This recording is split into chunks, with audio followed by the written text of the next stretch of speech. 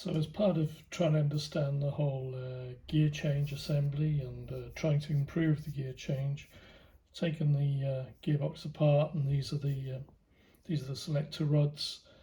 And what I've done is just clean them up, basically just given them a bit of a polish.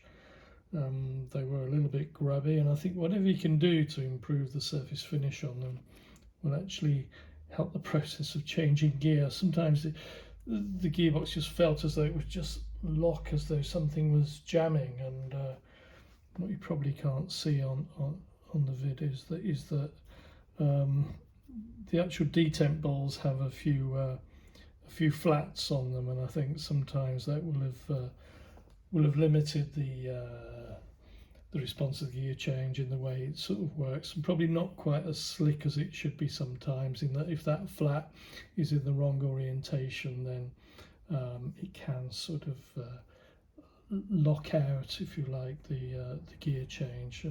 But as you can see, I've now polished these, and they do actually run really quite nicely now on the selector forks. I've also done a little bit of work on the selector forks, just clean them up a little bit. I mean, there's drag marks in them, and they probably weren't that great when they were new, to be honest, as they're sort of getting on for 90 years old. But just clean them up a little bit, really, and you can probably see there that there's a sort of groove in the middle. I don't know if that's from manufacture or if that's from use, but I thought I'd leave it because it will help to hold some oil and reduce the friction on the gears when we do change gear. So,